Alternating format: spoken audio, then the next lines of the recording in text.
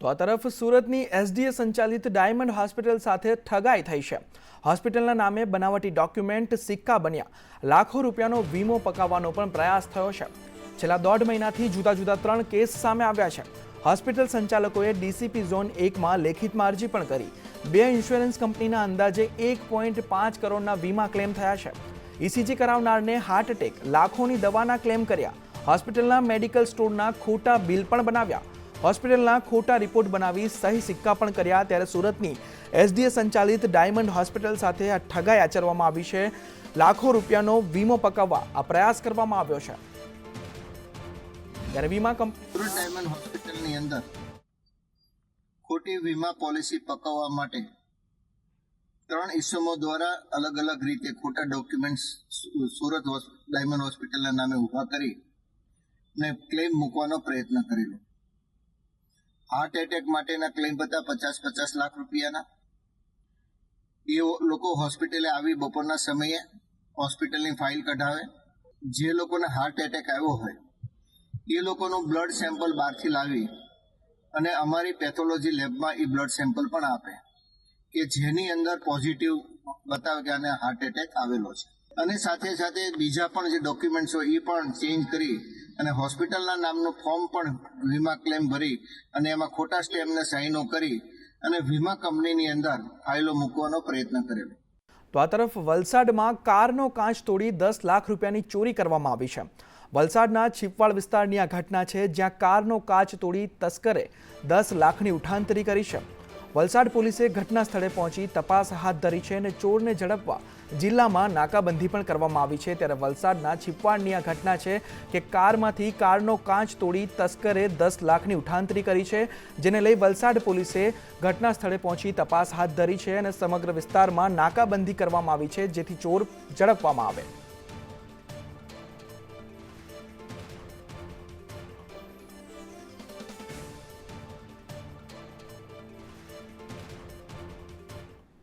તો આ તરફ સૂર્યોદય સ્મોલ ફાઇનાન્સ બેંકના કર્મીઓ સામે ફરિયાદ નોંધાઈ છે। મોડાસામાં બેંકના 3 કર્મચારીઓ સામે ફરિયાદ નોંધવામાં આવી છે। કર્મચારીઓ સામે 61.58 લાખની છેતરપિંડીનો આરોપ મૂકવામાં આવ્યો છે।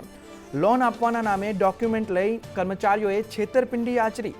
લોનના હપ્તા ડ્યુ થતા બેંકમાંથી ફોન આવતા સમગ્ર ઘટનાનો ભાંડો ફૂટ્યો હતો। બેંકના આસિસ્ટન્ટ મેનેજરે પોલીસ મથકે ફરિયાદ નોંધાવી છે। કર્મચારીઓ સામે 61.58 લાખની છેતરપિંડીનો આરોપ મૂકવામાં આવ્યો છે। બેંકના હપ્તા ડ્યુ થયા અને જ્યારે બેંકમાંથી ફોન આવ્યો ત્યારે સમગ્ર ઘટનાનો ભાંડો ફૂટ્યો।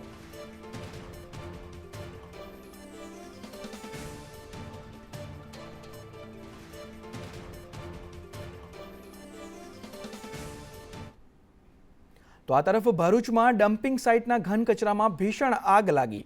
નગરપાલિકાની કાસદ ગામની ડમ્પિંગ સાઇટમાં આગ લાગવાની ઘટના બની। ગેરકાયદે ડમ્પિંગ સાઇટ મુદ્દે નગરપાલિકાને નોટિસ પણ મળી હતી। ગેરકાયદેસર ડમ્પિંગ સાઇટમાં આગથી ખેડૂતોમાં ચિંતા જોવા મળી રહી છે। ફાયર બ્રિગેડે આગને બુઝાવવાનો પ્રયાસ હાથ ધર્યો છે।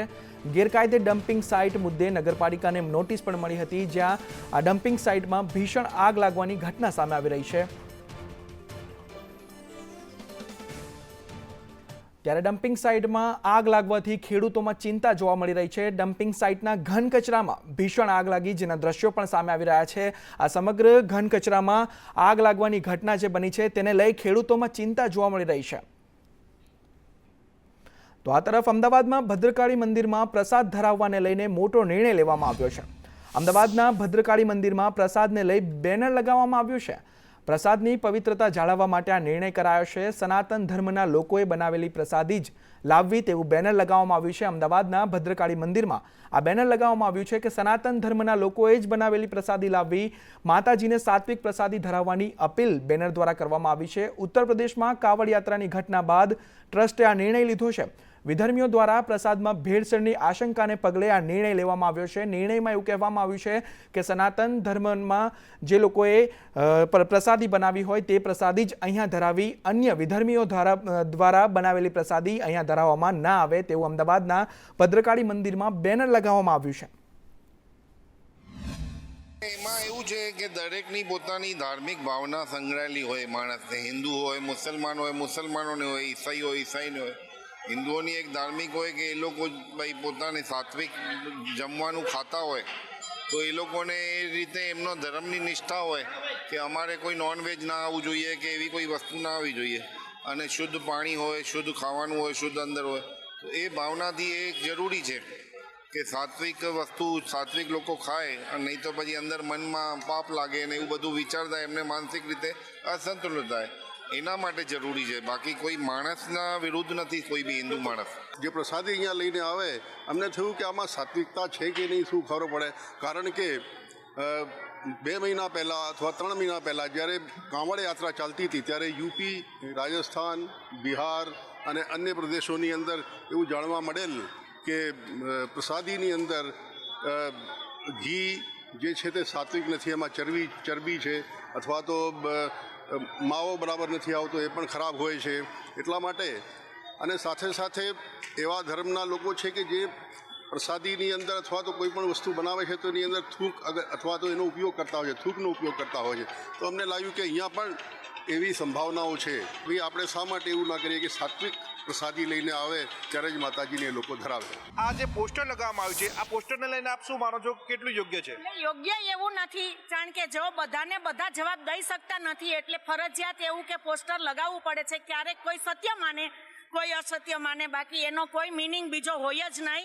આપણે સ્વચ્છતા અને સાત્વિક રીતે બધા દર્શન કરી અને સારી રીતે પ્રસાદ લઈએ એના માટેનો જ હોય છે, બીજો મિનિંગ કશો હોતો જ નથી. મતલબમાં સ્વચ્છ પ્રસાદ ધરાવો, માને સારા ભાવથી આપો તો કોઈ બી બનાવો, કોઈનો એવો વિરોધ હોય જ નહીં. તો ચોખ્ખાઈ તો હોવી જરૂરી છે, કેમ કે આપણા ઘરમાં જે આપણે માતાજીને કે ભગવાન આપણે રાખીને આપણે ઘરમાં થાળ ગાળી ચાળીને બનાવીને ધરાવતા હોય, તો અહીંયા પણ એવી રીતના ચોખ્ખું ઘી હોય કે જેનાથી બનતું હોય એ પ્રમાણે એમાંય ચોખ્ખાઈ રાખીએ અને એ વસ્તુ વાસણ જે હોય એ બધા ચોખ્ખા રાખીને જ બનાવીને જ ધરાવવું જોઈએ. કેમેરા પર્સન પુખરાજ શર્મા સાથે પ્રતિક જાદવ, સંદેશ ન્યૂઝ, અમદાવાદ. તો આ તરફ રાજકોટમાં સરકારી કારના દુરુપયોગનો વિડીયો વાયરલ થયો. મહાનગરપાલિકાના શાસક પક્ષના નેતાનો આ વિડીયો વાયરલ થયો છે. લીલુબેન જાદવની કારનો વિડીયો વાયરલ થયો છે. પોતાના સંતાનોને લેવા મૂકવા માટે કારનો ઉપયોગ કર્યો તેવું લીલુબેને નિવેદન આપ્યું. વાયરલ વિડીયો અંગે લીલુબેન જાદવનો બચાવ. તેઓએ કહ્યું કે કામ અર્થે નીકળી હતી ત્યારે બાળકોને કારમાં બેસાડ્યા. સ્કૂલમાં છૂટવાનો સમય હતો એટલે બાળકોને બેસાડ્યા હતા. મારા દીકરા સહિત પરિચિતની દીકરીને પણ બેસાડી. ધોરણ 10ની છાત્રા હતી, વાલી નહોતા આવ્યા એટલે બેસાડી હતી. કોઈ હિત શત્રુએ સારા કામને વિકૃત રીતે રજૂ કર્યું તેવું લીલુબેને બચાવમાં નિવેદન આપ્યું છે.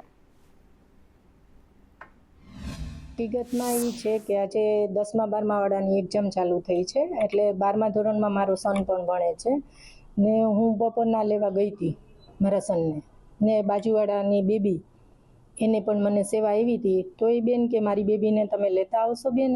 તો મેં કીધું હા હું તમારી બેબીને લેતી આવીશ. એટલે એ એક સેવા આવી હતી. ને રહી વાત મારા વોર્ડમાં છે 11 નંબરના, હું કામ અર્થે ગઈ હતી તો પછી ત્યાંથી 2 બાળકોને મેં કલેક્ટ કર્યા. હા બની શકે હિત શત્રુ હોય તો એ વિડીયો વાયરલ કરી શકે. તો આ તરફ અમદાવાદના પ્રહલાદનગરમાં આગ લાગવાની ઘટના બની હતી. પ્લાસ્ટિકના ગોડાઉનમાં આગ લાગી હતી. ગોડાઉન આસપાસ પણ આગ ફેલાતા નુકસાન જોવા મળ્યું. મોટા પાયે નુકસાન થયું હતું. 8થી વધુ ફાયર ફાઇટરે આગ પર કાબુ મેળવ્યો હતો. આગની ઘટનામાં કોઈ મોટી જાનહાનિ નથી થઈ, જાનહાનિ ટળી હતી. અમદાવાદના પ્રહલાદનગરમાં પ્લાસ્ટિકના ગોડાઉનમાં જે આગ લાગી હતી તે આગને 8 ફાયર ફાઇટરો દ્વારા બુઝાવવામાં આવી હતી. આ ઘટનામાં કોઈ જાનહાનિ નહીં. પ્રહલાદનગર ઓડા ગાર્ડન પાસે આર્યવ્રત સોસાયટી આવેલી છે. એની પાછળ એક ખુલ્લો પ્લોટ છે અને પ્લોટની અંદર આરઓનો પ્લાન્ટ આવેલો છે, ભંગારના ગોડાઉન આવેલા છે, ગેરેજ છે, કેટરિંગનો શેડ છે અને એક મકાન હતું. જેની અંદર ભંગારના ડેલામાં આગ લાગતા એની બાજુમાં બીજા ભંગારના ડેલામાં આગ પકડાઈ હતી ને એની અંદર ગેસના બાટલા ફાટતા વધારે આગ તીવ્ર બની ગઈ હતી અને જેના લીધે જે મકાન હતું એ મકાનની અંદર પણ આગ પ્રસરી હતી અને આરો પ્લાન્ટ પણ આગની ઝપેટમાં આવી ગયો હતો. શરૂઆતમાં પ્રહલાદનગર ફાયર સ્ટેશનથી 2 ગાડીઓ અમે અહીં આગ બુઝાવવા માટે સ્થળ ઉપર આવ્યા. એના પછી જોતા કે આગ વધુ ગંભીર છે તો બીજા અલગ અલગ ફાયર સ્ટેશનની મદદ માંગીને કુલ લગભગ 8 ગાડીઓ ફાયર વ્હીકલ અહીં બોલાવી અત્યારે આગ કંટ્રોલ કરી છે. તો આ તરફ સુરત જિલ્લાના ઓલપાડ તાલુકાના કાંઠા વિસ્તારના ખેડૂતોની હાલત દયનીય બની છે. જમણા કાંઠા ઉકાઈ નહેરમાં પાણી છોડાયા 15 દિવસ બાદ પણ છેવાડાના ગામોમાં પાણી નથી પહોંચ્યો. ખેડૂતો સિંચાઈના પાણી માટે વલખા મારી રહ્યા છે, જેને લઈ ડાંગર પકવતા ખેડૂતોમાં રોષ જોવા મળી રહ્યો છે. ઓલપાડ તાલુકામાં હાલ ઉનાળુ ડાંગરની ફેર રોપણીની સિઝન ચાલી રહી છે. આવા સમયે સિંચાઈના પાણીની ખૂબ જ જરૂરિયાત હોય છે. નહેરમાં 15 દિવસ પહેલા સિંચાઈ વિભાગ દ્વારા પાણી છોડવામાં આવ્યું હતું, પરંતુ ખૂબ ઓછા પ્રેશરથી પાણી છોડાતા છેવાડાના ખેડૂતો પાણી માટે તરસી રહ્યા છે. અધિકારીઓ દ્વારા ખેડૂતોને પાણીના નામે માત્ર આશ્વાસન મળી રહ્યા છે. જો ખેડૂતોનું ડાંગર સમયસર ન રોપાય તો કાપણી સમયે વરસાદી માવઠાની અસરના નુકસાનથી ડાંગરનું ઉત્પાદન પણ ઘટવાની દહેશત છે. હવે આ ખેડૂતો બધા, અને ભારત તો એક ખેતી પ્રધાન દેશ છે, પશુપાલનથી પણ જીવતા લોકો છે અહીંયા ગાડી. આ બેનને તમે જોયા ને, એ સવારના આવેલા છે ઢોર લઈને, બરાબર. હવે પાણી નથી, શું કહેશો? હા, પાણી, સિંચાઈનું પાણી તો મળવું જ જોઈએ ને ભાઈ, નહીં તો આ ખેડૂતોની કેટલી વિકટ પરિસ્થિતિ. નેર છૂટીને લગભગ 1લી તારીખથી નેરમાં પાણી છૂટ્યા છે. આજે 15 તારીખ થઈ છે. દર વર્ષે આઈ થિંક 7-8 દિવસમાં આ એરિયામાં પાણી આવી જાય છે, પણ આ ફર્સ્ટ ટાઈમ એવું થયું છે કે આજે 15 દિવસથી આ વિસ્તારમાં પાણી નથી. મારું આ વિસ્તારમાં 60 વીઘા પાક મારે પોતાનું રોપવાનું બાકી છે. હવે આવી પરિસ્થિતિ રહેશે તો પછી રજૂઆત કરી છે ને, દીક્ષિત સાહેબને બી કીધું છે, આવી જશે. એ લોકો એવું કહે છે. હા, મેં વારંવાર એ લોકોને રજૂઆત કરી છે. ત્રીજે જ દિવસે અમે દરેક અધિકારીઓને ફોન કરીએ છીએ, પણ અમને એવો જ જવાબ મળે છે કે 2 દિવસમાં પાણી તમારું વધી જશે. પણ આજે 10-15 દિવસ છે, પણ હજુ પાણી વધ્યું નથી. કયા ગામમાં પાછળ? આ પાછળ પિંજર, તેનાડાંગ, પિંજર, ડભાડી, ખોસડિયા, તેનાડાંગ, આ બધા જ બાકી છે. આમાં ડાંગર રોપણી શરૂ થઈ ગઈ છે?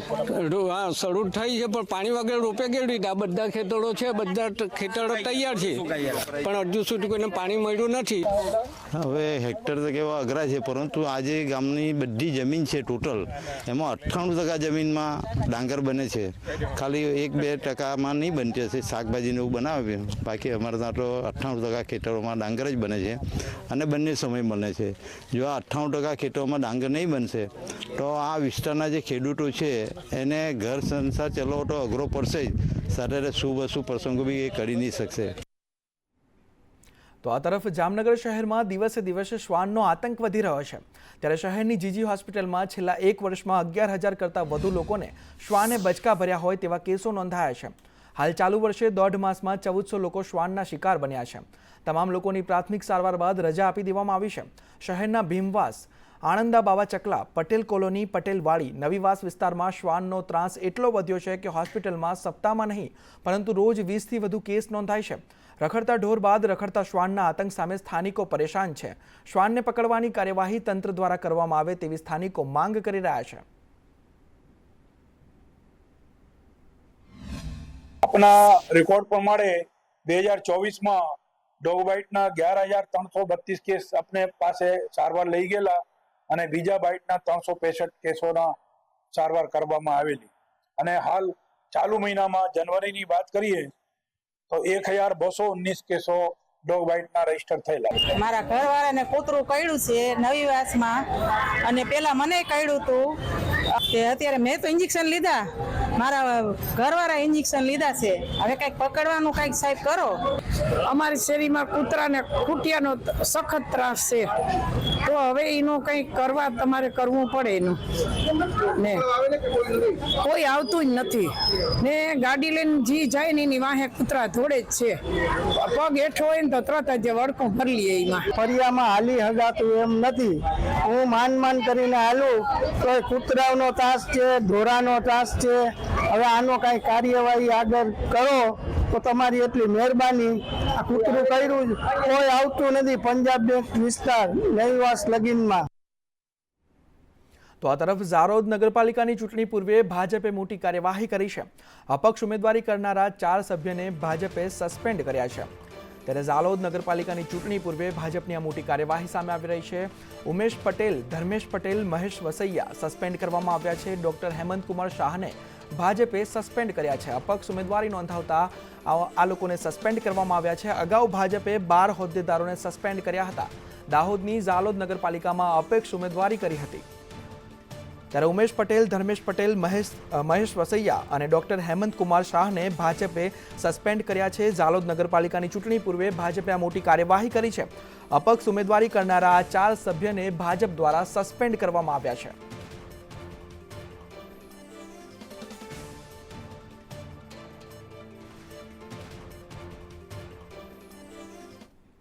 તો આ તરફ જામનગરના ધ્રોલ નગરપાલિકાના વોર્ડ નંબર 7ની ચૂંટણી રદ કરવામાં આવી છે. કોંગ્રેસ ઉમેદવાર દશરથસિંહ જાડેજાના નિધનથી આ ચૂંટણી રદ કરવામાં આવી છે. ચૂંટણી આયોગ નવેસરથી ચૂંટણીની તારીખ જાહેર કરશે. તો આ તરફ રાજપૂત સંકલન સમિતિએ સીએમ અને નાણામંત્રીને પત્ર લખ્યો છે. સમિતિએ પત્ર લખી બજેટ માટેના સૂચનો કર્યા છે. પત્રમાં વિધવા પેન્શન સહાય ₹5,000 કરવા રજૂઆત કરવામાં આવી છે. જમીન રીસર્વેમાં ખેડૂતોને સહાય અંગે પણ રજૂઆત કરવામાં આવી છે. સરકારી જમીન પરના દબાણો દૂર કરવા અને બિન અનામત વર્ગના ઉમેદવારો માટે પણ રજૂઆત કરવામાં આવી છે. ઉમેદવારોને સરકારી ભરતીમાં ફી માફીની રજૂઆત આ પત્રમાં કરવામાં આવી છે. રાજપૂત સંકલન સમિતિએ સીએમ અને નાણામંત્રીને પત્ર લખી રજૂઆત કરી.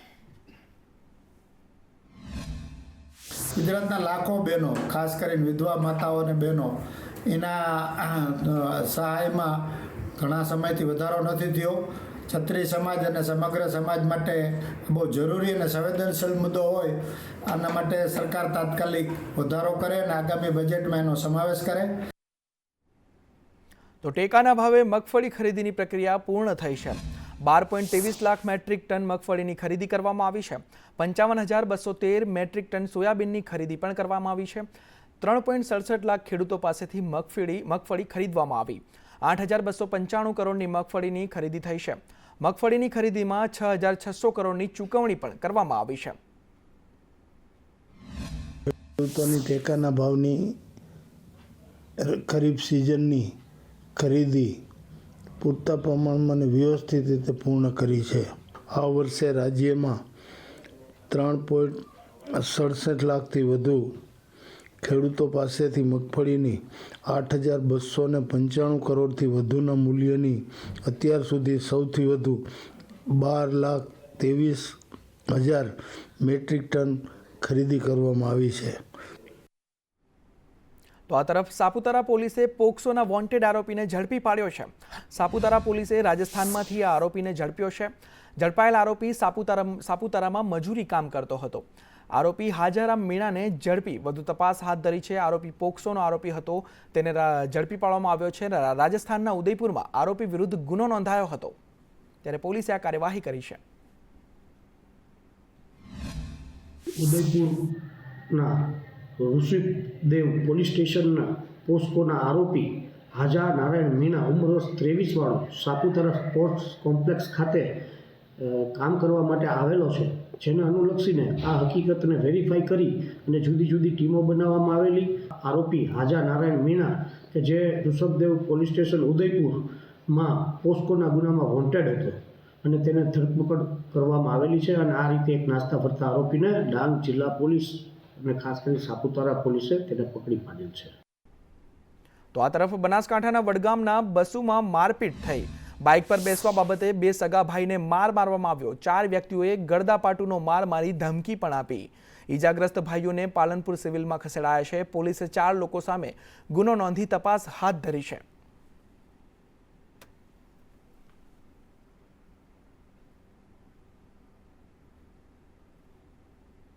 તો આ તરફ સાબરકાંઠામાં વિદ્યાર્થીની સાથે દુષ્કર્મ કેસમાં તપાસ તેજ કરવામાં આવી છે. નરાધમ શિક્ષકને આશરો આપનાર સામે કાર્યવાહી કરવામાં આવી છે. હોટલના સંચાલક કચરુ પટેલ સામે ફરિયાદ નોંધવામાં આવી છે. નેક્સોન ગેસ્ટ હાઉસમાં વિદ્યાર્થીનીને લાવ્યો હતો એ શિક્ષક. ગેસ્ટ હાઉસમાં ડુપ્લિકેટ ડોક્યુમેન્ટ પર એન્ટ્રી મુદ્દે તે સંચાલક વિરુદ્ધ કાર્યવાહી કરવામાં આવી છે. પોલીસે શિક્ષક રાહુલ પરમારની પણ ધરપકડ કરી છે. તો આ તરફ સમસ્ત ગુજરાત બ્રહ્મ સમાજ દ્વારા 4થી મેગા બ્રાહ્મણ સમિટનું આયોજન કરવામાં આવ્યું છે. વર્ષ 2015માં સૌથી પહેલા મહાત્મા મંદિર ખાતે મેગા સમિટનું આયોજન કરવામાં આવ્યું હતું. હવે અમદાવાદના વિજ્ઞાન ભવન સાયન્સ સિટી ખાતે 15 માર્ચથી 17 માર્ચ સુધી બિઝનેસ સમિટનું આયોજન કરાયું છે. જેમાં બ્રાહ્મણ ઉદ્યોગકારોના 300થી વધુ સ્ટોલ હશે. 600થી વધુ કંપનીઓ લાભ લેશે. જે લોકો બ્રાહ્મણ સમાજના યુવા વર્ગને રોજગારી આપ્યું હશે તેવી પણ 600થી વધુ કંપનીઓ ભાગ લેશે. રોજગાર મેળા અંતર્ગત સ્થળ ઉપર જ એપોઇન્ટમેન્ટ લેટર મળી જાય તે પ્રકારની વ્યવસ્થા કરવામાં આવશે. સમાજના વિશિષ્ટ પ્રતિભા ધરાવતા અને સમાજનું નામ દેશ વિદેશમાં રોશન કરનાર બ્રહ્મરત્નોનું પણ સન્માન કરવામાં આવશે. આ કાર્યક્રમની અંદર મુખ્યમંત્રી પણ હાજર રહે તેવી સમાજના અગ્રણીઓએ શક્યતા વ્યક્ત કરી છે. અને ચોથી બ્રાહ્મણ સમિટ અમદાવાદના સાયન્સ સિટી ખાતે તારીખ 15, 16, 17 માર્ચના રોજ આયોજન થવા જઈ રહી છે. તે માટેની આજે આ દક્ષિણ ગુજરાતની પ્રેસ કોન્ફરન્સની અંદર અમારી સાથે દક્ષિણ ગુજરાતના મહામંત્રી અને ગુજરાતના મહામંત્રી ગિરીશભાઈ અને નવનિયુક્ત યુવા પ્રમુખ કશ્યપભાઈ અને સાથે દક્ષિણ ગુજરાતના તમામ જિલ્લાના પ્રમુખશ્રીઓ અને પદાધિકારીશ્રીઓ રાજ્ય કક્ષાના એ તમામ હાજર હતા.